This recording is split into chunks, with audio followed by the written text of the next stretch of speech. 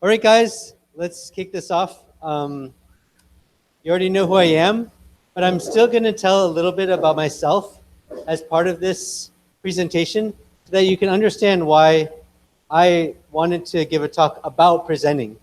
I'm our head of technology, which is not a role that's considered to be a role that is not like head of sales. It's not like head of marketing. I'm a tech guy, and I work here because I know how to do things, not necessarily because I'm a communicator. But when I tell the story about my background, you'll see why I feel like I have a lot to share with you, and that there's a lot that you can gain from knowing what I've learned about presenting. And I also selfishly want to be in a company where everybody has amazing presentation and communication skills. It makes my job easier, it makes the whole company more effective, and it makes the time that we spend together more valuable and higher impact. And I'm going to talk a lot about time in this. I mean, we're all going to spend almost an hour together in this room, and there's about 20, 30 people in here right now, and there's another 5 or so people that are probably going to watch a recording of this. That adds up to about 30 hours of investment in this one presentation I'm doing right now. Whenever we have a large gathering, that's the kind of time that's being spent. We don't think of it like that because it's like, oh, an hour for me, an hour for you. But learning how to present is also about time management and efficiency. And if I do a bad job right now, 30 hours of human life is wasted. And sometimes in a week, you only really do 30 hours of effective work. So I've wasted an entire week of someone's life if I do a bad job here. So that is the stakes of what I'm going to talk about, and that time is a big part of all of this. So first about me, I was a geek, and I in my last presentation I explained this before. I was a guy who did not get by on my amazing social skills. I got by on knowing the right answers. I studied math and physics. By the end of college, I really wanted to do something to change the world. So instead of going into academia or math or physics, I went to law school. And in law school, they do try to teach you how to present, how to communicate. But it's really about arguing and about how lawyers communicate. It's not about moving the way people think. It's not about transforming someone. It's really just about getting your point across in a very particular way. By the end of law school, I decided I didn't want to be a lawyer because I did want to have a bigger impact on society. And I went into the arena of politics and community organizing. I worked for an organization called SEIU first, which is a big labor union that was on the move and was growing fast. And then I started working for an organization called the Gamaliel Foundation. It's the same organization that Barack Obama was working for when he was a community organizer. And what I learned about presenting to groups is the same agenda that he learned and repeated over and over as he was learning how to be a community organizer. And when Barack Obama entered national politics, I understood exactly what he was doing. And I could have almost written his same speeches because the techniques that he learned were the same techniques that I was coached in. And he was just using those same techniques that he learned as a community organizer to be an effective politician. And it was very effective. So I know this stuff works. This is not just Bill making up his own crazy ideas. This is tried and true and proven stuff that can help you defeat the odds and accomplish amazing things if you try to learn what I'm teaching you today. In my career, I went from community organizer back into technology. I got burnt out after about 5 or 6 years, and I became a programmer. And I was a pretty good programmer. I had been doing that also most of my life, and I moved up fast in the programmer hierarchy. And after a few years, the leaders in the company I was in, which was Travelocity, noticed that in addition to being a great programmer, I was also a really good communicator, way beyond what you typically find in the developer world, because I had this sort of other career. I started getting more responsibility for strategic projects, especially strategic projects that involved complex technology. And I also started having a higher and higher profile in the company. And then I realized that being a good presenter within the corporate environment was incredibly important, not just for me, but for the company. That essentially I was being paid to be a great presenter, that they were using me to change how people work. And eventually I was given the title of Director of Innovation. It wasn't a direct programming title anymore. It was a person whose job it was to change how we think and how we work together. And it came off of the back of training myself and really sharpening my sword of presenting, in addition to a lot of other skills. But a lot of it was presenting skills, and it was a huge boost in my career in a large company. But there was something that happened during that time that had an even bigger impact. And it's a little bit of a horrific story, but I want to tell you guys because it will help you understand why I care so much about how we spend our time. I mean, preparing to present and presenting takes a lot of time. It takes your time to hear it, but it takes even more time for a speaker to prepare than to present something. Sometimes for something that will take 30 minutes to present, I might spend 30 hours preparing for it. That's a lot of time. It's a huge investment. But is it worth it? And I believe it is. And I'm going to explain a little bit about why I believe that.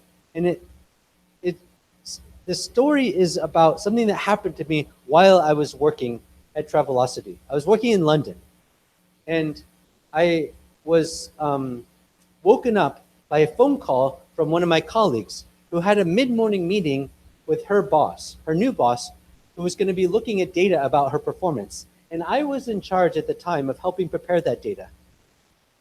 And it was old data, and I had made a lot of mistakes preparing it so that when she was going into this meeting, she had all the wrong stuff. And it was going to really wreck her kickoff to meeting her boss and talking about the work she's doing. So she asked if I could come in and help fix everything before the meeting. So I jumped out of my bed and I threw my clothes on and I looked at the train schedule and I realized I had to figure out a way to get to the train station a few minutes earlier than usual in order to get in on time to help her. And my apartment was separated from the road to the train station by a long fence that if I could climb this fence, I could shave a few minutes off my commute and actually catch an earlier train. It was an early morning. It was dewy, London, super foggy, super humid. In the morning, everything's covered with water. And the fence was this tall kind of ironwork fence, black painted with these big twirly things that looked really climbable. On the top were these kind of like curvy spikes. I got to the top and I was standing right over one of the spikes and my foot slipped on the ironwork. And I fell onto a spike and was impaled on a spike. And I was stuck there with a spike in my body, and I had this burst of adrenaline, and I was able to sort of push myself off and kind of flop onto the sidewalk. And a good Samaritan came over. He borrowed a lady's sweater and like stood on my butt with her sweater kind of absorbing the blood. And he called the ambulance. He actually used Siri. And he just said, ambulance. And I'm laying there thinking, is that going to work? Like, is that reliable? But it did. It just came in a couple minutes. But while I was laying there on the sidewalk and my blood was draining out, I was thinking about my life. I had just been pierced by the equivalent of a sword. And it's a moment that few people have, but it's an incredibly powerful moment in your life. And at that moment, my mind went to what was important, what was most important in my life. And what did it go to? It didn't go to my kids who were in my apartment a few feet away. It didn't go to my family that I grew up with. My mind went straight to work. I thought about work. I thought about that report. I thought about the things I was working on. I thought about all the things that I do all day. And most of what I do and most of what you do is work. We spend the majority of our waking hours here or coming here or going from here or thinking about here. This is our life. And I asked myself, was it all worth it? Was it meaningful? I might die here because I was rushing to give someone a report to their boss. I risked my life for that. Was it worth it? Is the work we do meaningful enough to justify all the time we spend, all the risks we take? That's what was in my mind. Is the time we spend worth it? Are we making it worth it? Spoiler alert, I survived. I went to the hospital. They sewed me back up. It took a while to heal, but eventually I'm working fine. And when I got back into my job, I started thinking a lot more about time. The time we spend together, Are we using that time effectively? If we're in a meeting and someone's presenting in that meeting, did they take the time to make my time listening to them worth it? Or am I frittering away my life? Am I frittering away my rare time that's the most important activity of my life, because work is the majority of what we do in our waking hours? And if we waste the time we're at work, we're wasting our lives. There's nothing more important than getting this right. But also, figuring out how to spend your time preparing for presenting and nailing presentations not only makes your work life better, it also makes every other arena of your life better. You're more interesting. You tell better stories. People like to be around you if you understand how to grip people's attention and how to communicate well. So learning how to present, learning how to make the most use of other people's time who are listening to you is a critical skill for their lives to be worth it and for your life to be worth it. That's my agitation to you. That's my reason why you need to pay close attention to what I'm saying. So, if you're going to be a leader, you have to be an outstanding communicator. You have to be able to motivate. You have to be a good storyteller. And you have to be able to pitch people to transform them. And when I talk about how to present, I'm not just talking about how to talk. I'm talking about how to pitch, how to transform. JFK said once, there's no point in giving a speech or talking to people if you don't intend to change the world with it. Otherwise, you're just wasting time. Every single time you should present, you should have a point. You should have a purpose. Otherwise, you might as well not get up there. You got to think about that purpose. And a good presentation that transforms the way people think has a set plot. And I call this the Star Wars plot. You'll see this plot everywhere you look after I lay it out, because it happens all over. Our brains are pre-wired to expect this plot in every vignette, every story, every scene, every act, and every movie, every play has this plot in it. And every good presentation has this plot as well, if it's effective. And that plot is the plot of how to transform.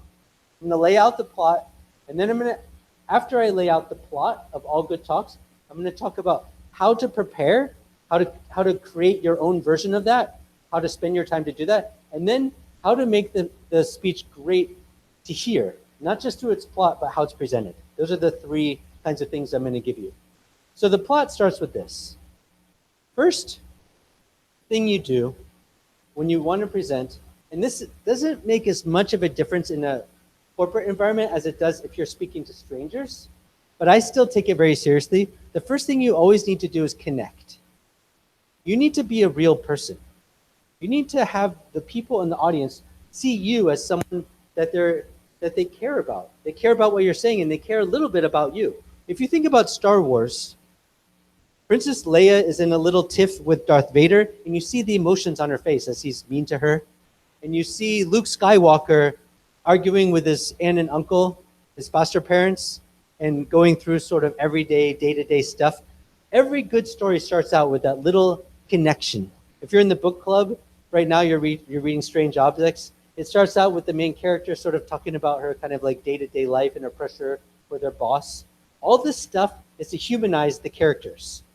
Step one is to humanize yourself. Barack Obama, when he starts out a speech, if you've ever seen one of his full sort of stump speeches, he always starts, his very beginning is, my mama's from Ohio or whatever, Kansas, and my dad's from Africa, and I was raised in Hawaii. He tells you a little about him. He's not just some stranger. He has a backstory, and he wants you to connect to it before he says anything else. It doesn't take a lot of time, but you start out by connecting. Make yourself human.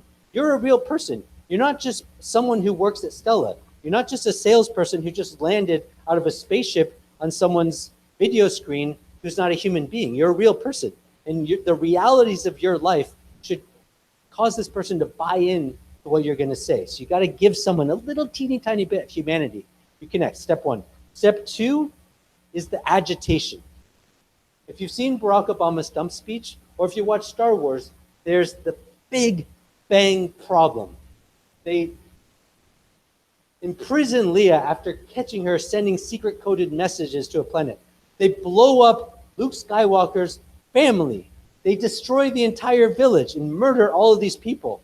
That happens, and now you got to know what's going to happen, how they're going to fix it. The agitation is critical. Barack Obama says politics is broken, and you don't have a say in what's going on, and we don't have a government that's capable of fixing the problems we're facing.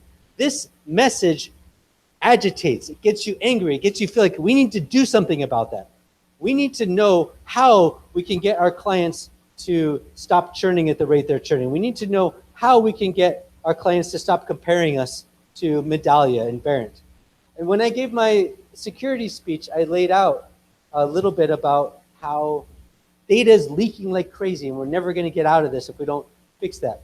And when I gave my emotion speech, I started out with the Verents and the Medallias of the world are going to kill us if we don't come up with something that's special that they'll never get, which is emotion.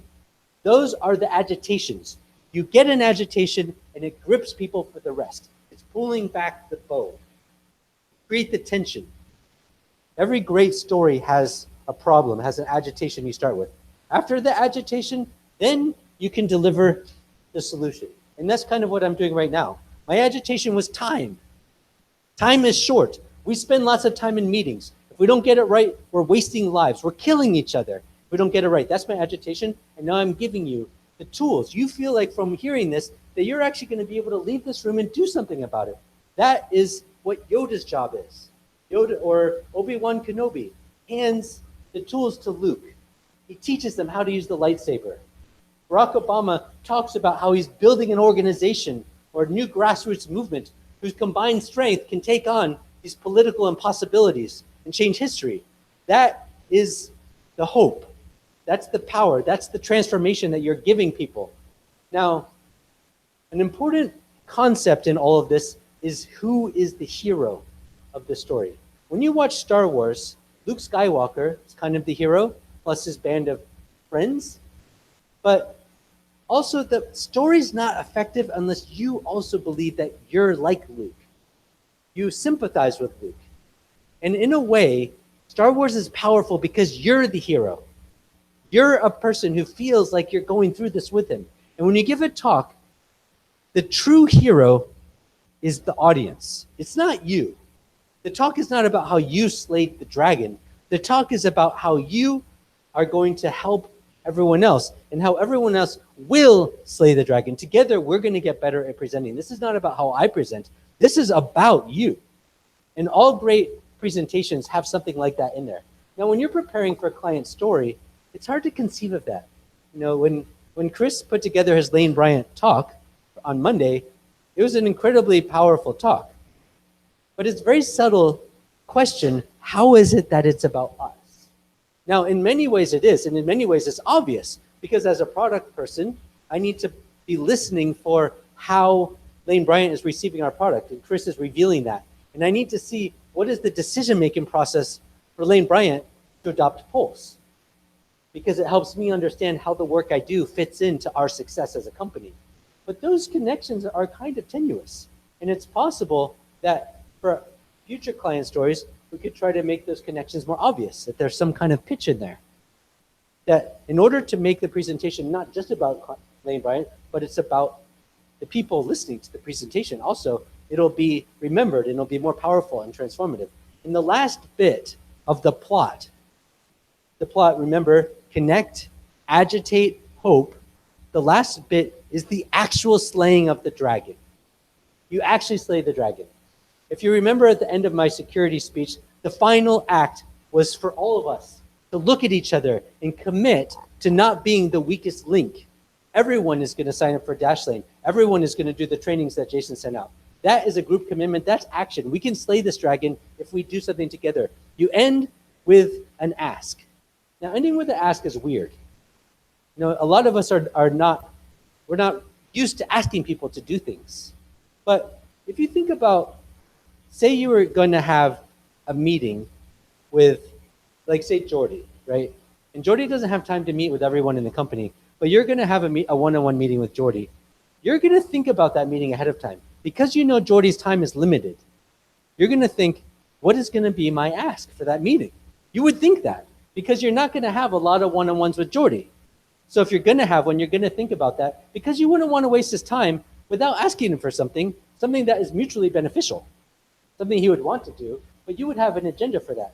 Same with if you were going to have a meeting with your congressperson or with a senator or someone who's super busy and super powerful. You always would want to have an ask if you're meeting with someone important.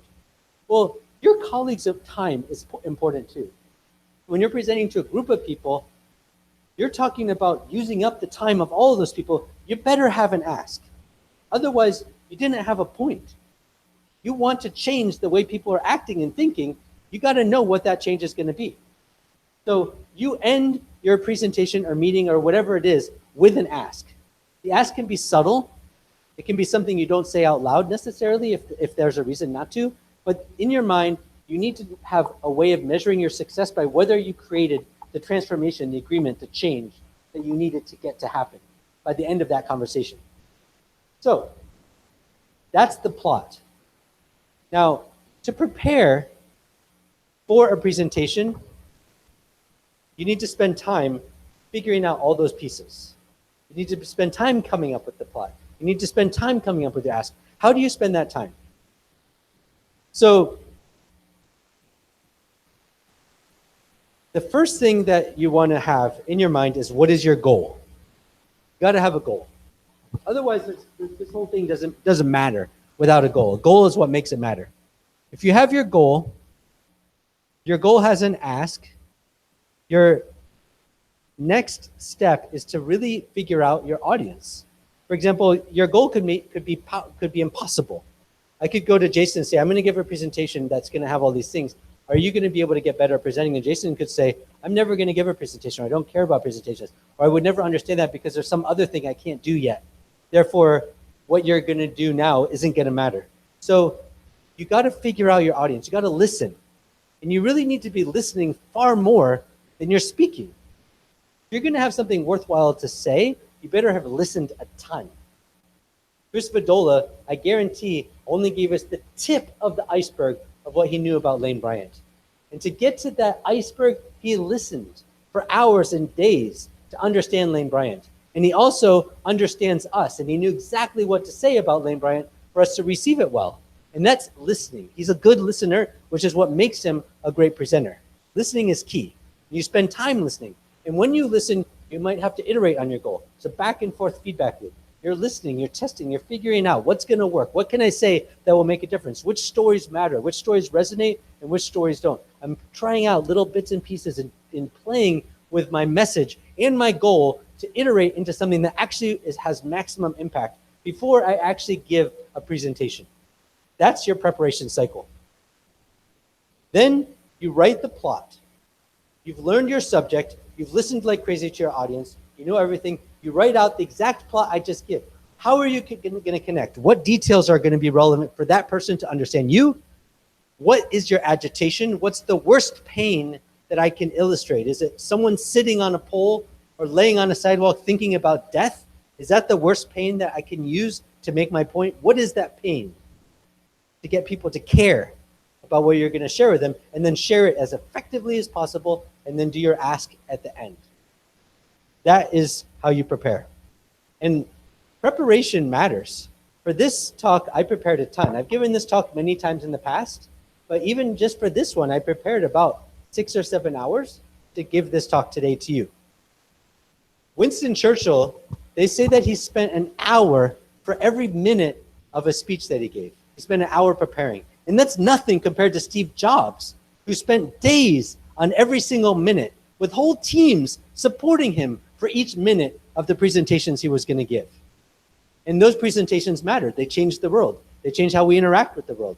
Presentations matter, and the preparation matters. All right. Now, on top of all that, there's a lot you can do to make a presentation stick.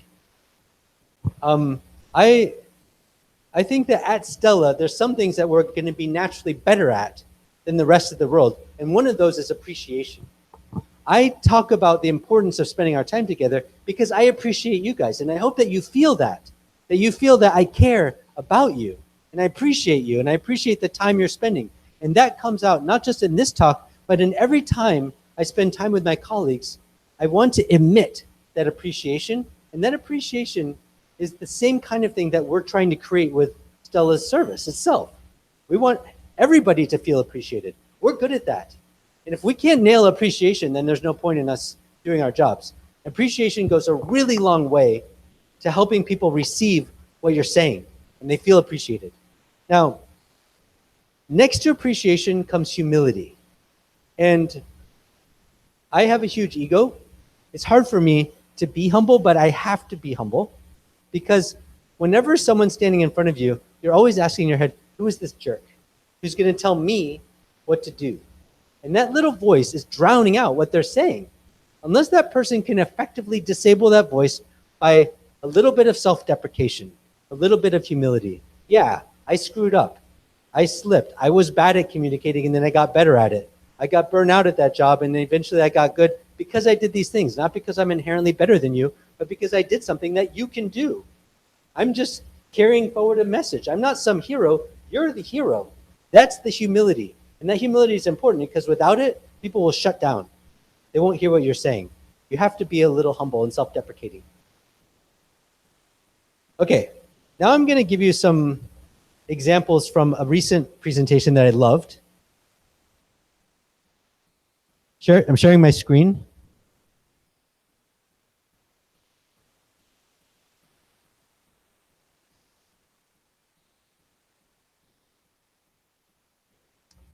And I'm going to show a PowerPoint that hopefully you'll recognize. Does everyone remember Chris's client story last week or earlier this week on Lane Bryant? Okay, it's great. Yeah. When Chris gave that story, everybody was rapt. People were more rapt than they are now, actually. I looked around the room. I can see what everyone's doing now. When Chris gave his story, people were more rapt than the one I'm giving now. And Chris wasn't even in the room. Chris was coming in over a screen, and he was able to grip us, to grip the entire company with his story of Lane Bryant. What was he doing? What was the magic? The first thing that I noticed about his story was something he did on this slide. This was the slide where he tried to tell the sort of zoomed out view of Lane Bryant. And when he got to this part of the story, Stella Pulse, it says Shark Tank, which is kind of weird. Like, what's that doing on there? Especially if you don't know the story, you're like, what the hell does Shark Tank have to do with Stella? He said, I'm going to get to that. He didn't tell the story. He said, I'm going to get to that. Kind of annoying, right? You want to know now, but he didn't say it. He didn't tell the full story in chronological order. He saved a really interesting tidbit for later, and he told you he was doing that. It's an incredibly powerful tool. It's another way to pull the bow back. Agitation is one. Here's the pain that I'm going to solve. But the other is the tease. He teased us. And that tease sounds artificial. It sounds cruel. It's like clickbait headlines. Why would you do that to people? Why not just tell the story? Well, there's a good reason for it, which is it's hard to focus. It's hard to pay attention. Our brains are going all over the place. With Chris's tease, he helps us. He's giving us a present. He's saying, here's a way for you to focus better because I'm going to tease you with something crazy that's coming up later, and you're going to listen better because of it. The tease works.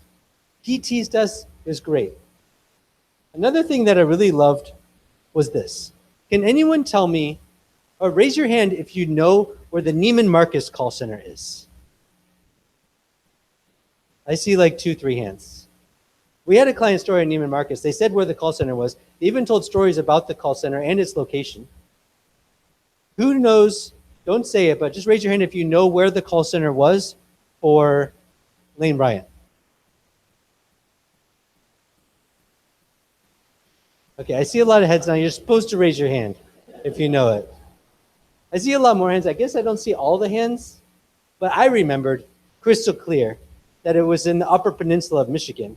And I remembered because he told a concrete, visceral story showing a picture of the building, how Main Street was dominated by this call center because it's a little town that's cold and nothing going on, and these people's only lives is working at Global Response. And that crystallized the experience of Stella Connect for these people, of how important Stella Connect is and what it means to them to get this feedback, that they live in a world that's not that connected to the rest of what's going on. And he could have just said, they live in a world that's not connected. He could have used those words. oh, these guys are kind of isolated. He could have said that. Those are the words he could have used. They're kind of isolated. But that's not what he said. What he said was, this town is so far up there, and it's cold, and you drive forever. And look at this picture. It's like, it looks like it's in Wisconsin, but it's in Michigan. But who knew that Michigan even had land over here? And this is a picture of their building. It used to be a bank, and it dominates Main Street because it's the only thing going on there. This stuff sticks in your mind. It's physical, visceral, sensory information. Sensory information is remembered.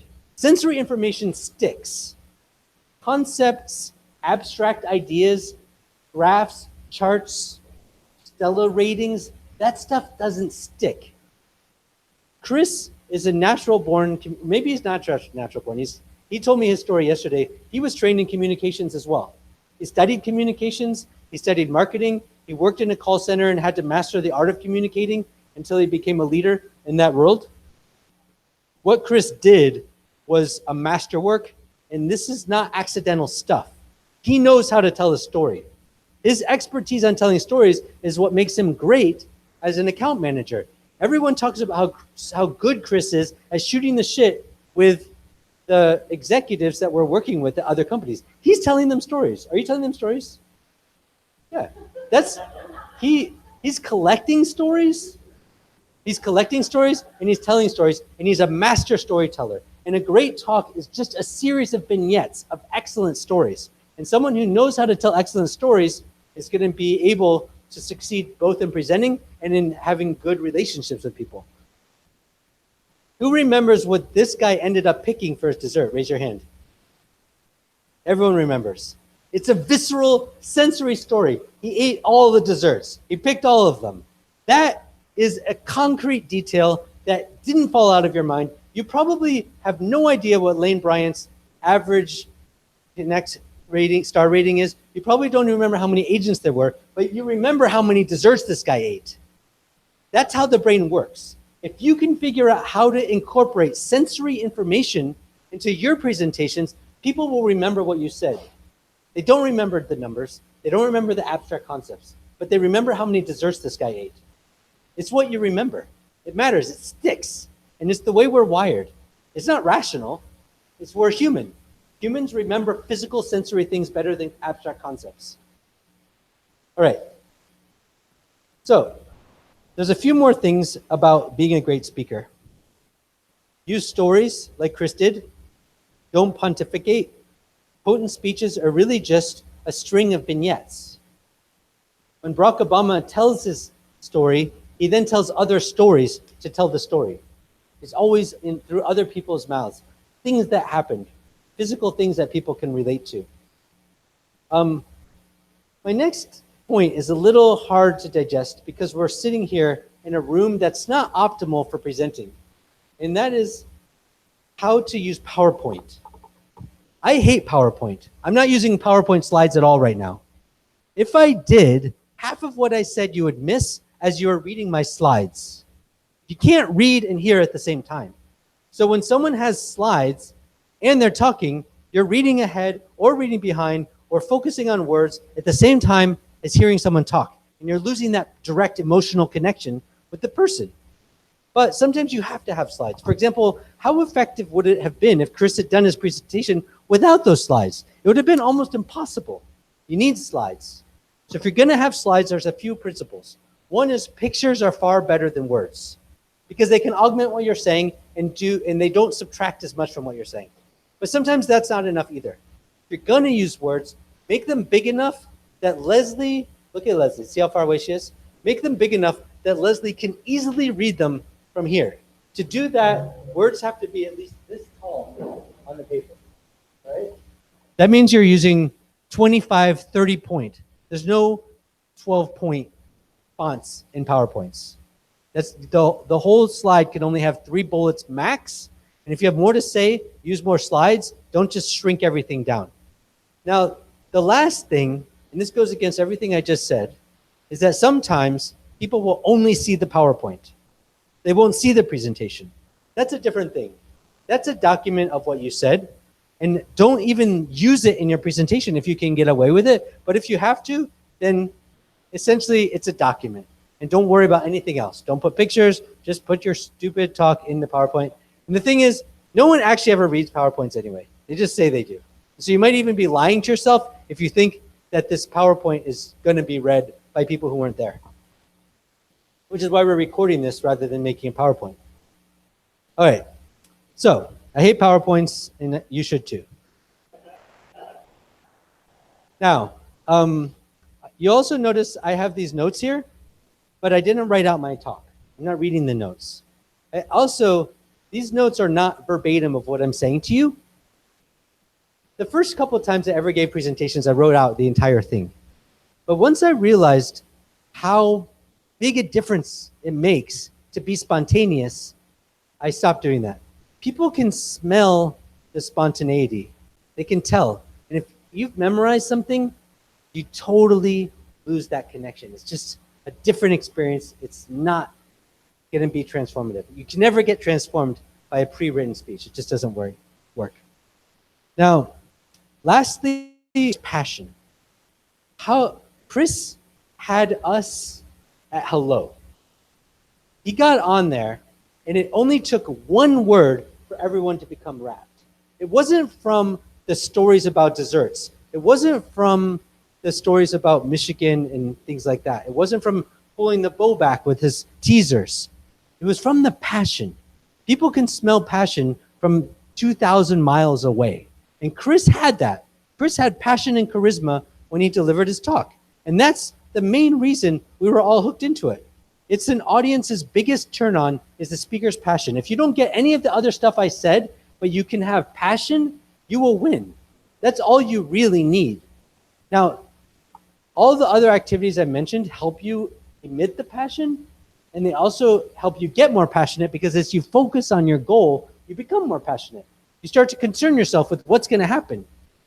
That passion is absolutely critical for an effective presentation, and I try hard to bring that to every meeting. I try hard to bring it to my job every day. I bring it to one-on-ones. If you've had one-on-ones with me, you can probably attest to the fact that I'm crazy. I have passion in the work I do, and that is necessary for me to have the maximum impact. I'm trying to use that passion to get everybody else aligned in the same directions that I think we should be going. And I can tell if it's working if I see that passion reflecting back. That's my job, and it's all of our jobs to do that, to figure out what's going on, where we should all be going to help each other use our passion to go forward. And it comes out when you give a talk. It makes a big difference. And at Stella's service, we're the arbiters of great communication and passion. Part of our job, our reason for existing, is to help decide if people were good at communicating with passion. That's what we're building. We're making sure that people are great communicators. If you don't feel the love, you're not given a 5-star rating. It's our job to figure that out and to transmit the love back if it was felt to the agent who gave it. We're all about passion. This is a Stella principle. So being able to marshal passion is central to us being Stella. And we should have that. It should be one of the things we're the best at. And we should be able to measure it and decide if we did a good job of it. And if other people are doing a good job, we should be able to give them feedback about that. We are Stella. We're the arbiters of passion. Now, sometimes passion is not easy. You can have a bad day. What if a relative just passed away? What if a partner is broken up with you? What if your boss has said you're not doing a good job and you're potentially going to get fired? Those can affect how you feel hugely. And if you're not feeling well, how do you emit passion? If emotion is a critical ingredient of effective communication, you're not feeling that emotion, what do? Well, I'm sorry to say, but do not be yourself. Your job is not to be yourself. This was a hard thing for me to learn. I grew up as a geek, a guy who had the right answers, and that's how I got ahead. And being yourself is part of transparency and truth and science and experimentation and finding the right versus the wrong. It's about accuracy. Being yourself is one of the principles of a person who grows up as a geek. But it turns out that being yourself is not your job. Your job is to make a difference. Making a difference sometimes means putting on a mask. And the good news is that when you put on that mask, the mask of having passion and feeling great and wanting something good to happen in other people, you become that mask and it actually helps you feel better. So even if you're not feeling it, by putting on that mask, you can feel it. It's a real thing. So sometimes your job is to not be yourself. And what do I do to participate in the act? There's 4 steps when I'm giving a talk that I do. And sometimes I do this before meetings, sometimes I don't feel like I have to. Step 1 is I memorize only one thing. I don't memorize the whole talk, but I memorize the very first line. Know in your head that whatever happens, you will know the first thing to say when you get up there. When you're about to present to the group, you know your first line cold. There's nothing that can shake it out of your head. You have that first line memorized, tuck it away. You're not worried about that anymore. However, you should still feel terrified.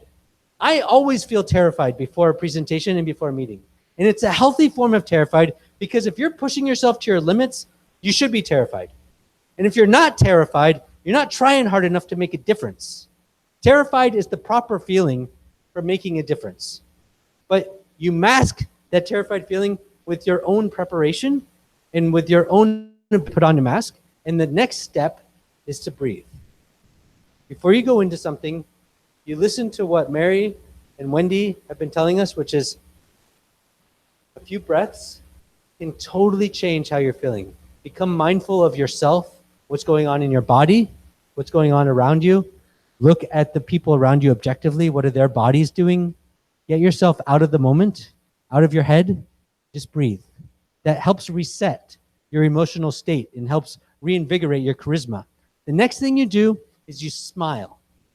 And if there's a chance for you to go from where you're sitting to where you're going to be standing when you give your talk, you smile and you run. Smile and run. And if you smile and run, nothing stands in your way from charging up your audience. You've already got your first line memorized. You dive into your first line with your new charisma from your mindfulness. You ran up, you're smiling, you say it, and then you're set. You're sailing. Nothing's going to stop you from having Chris Vidola level charisma in your life if you follow those instructions. Now, you couldn't run, but you were probably smiling. And you can hear the smile. Everyone can hear smiles. You can hear when the agent smiled. Sometimes in our comments that we get back, someone says, I could hear the agent smiling. It's a great feeling to hear someone smiling. You want to hear that. So, finally, if you want to get better at presenting, you got to do something that I did, which is give as many talks as you can. Figure out ways to try out your stories. Maybe it's at the dinner table. Maybe it's with your partner. You've got a bunch of things you're going to string together, your little vignettes. You play with them. You see how they come across. I've told that Spike story 15,000 times now. Everyone who knows me in my private life knows the Spike story too many times.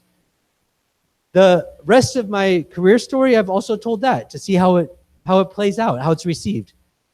You figure out ways to present at meetups. Maybe the meetup has a lightning talk of 5 minutes. You take it not because you have a huge ego, but because if you sharpen that sword outside of here and make your mistakes outside of here, then when you're in these walls, we can get the benefit of your learnings. And our time can be better spent. Waste strangers' time, not my time.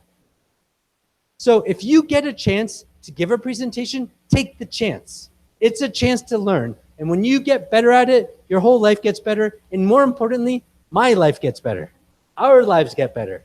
I want you all to get better at this. Now, finally, if you're practicing and giving lots of talks, get feedback. We're Stella. We know how important it is to get feedback on your communication.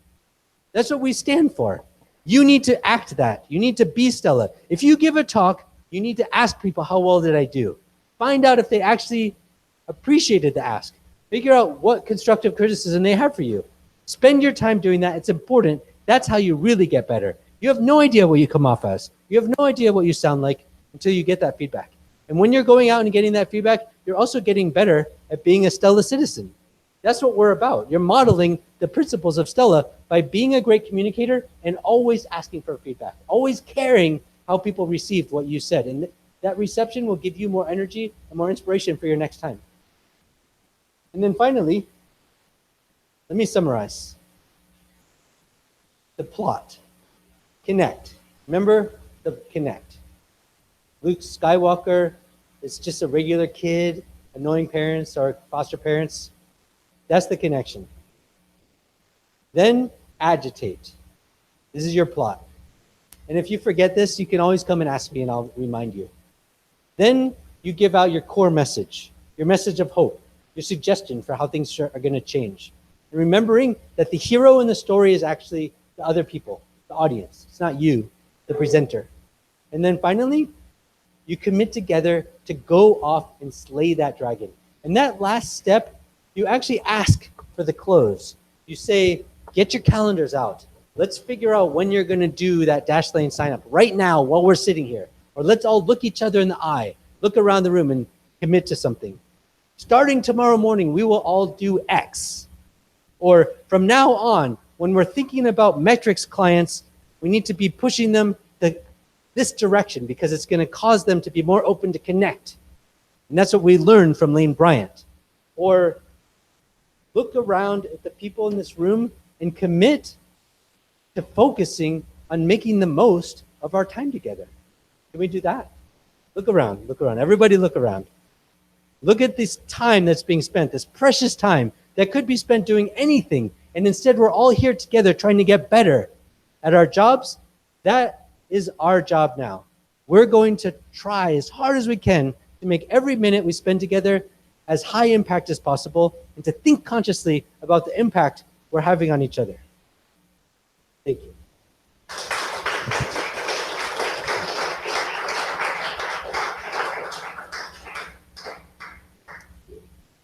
Did we go over? How much time we got? All right. You can leave if you want, or if you have questions, we can do questions. Also, if you want to talk about individual talks that you're prepping for, I'm happy to coach anything that you're working on.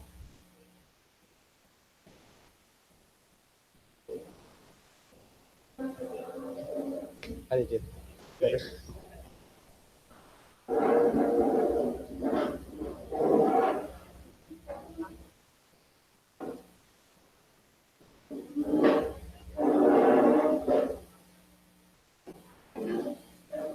Bye, Laura and Jen. Bye, thanks.